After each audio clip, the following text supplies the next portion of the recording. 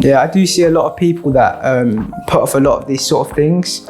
They feel that they can be tough in place to do this sort of thing, but further down the line, I know that I probably wouldn't be able to walk by the age of 30, 35 if I didn't do this sort of surgery. And I think it's very important to understand that if you are injured, you're injured. Like you need to take a break, because I was playing week in, week out and I wasn't stopping, and I was very much enjoying it. But this is the worst thing that could have happened at that point in time, because I was very into my rugby at that point, and now it's come to a halt for a year and a half.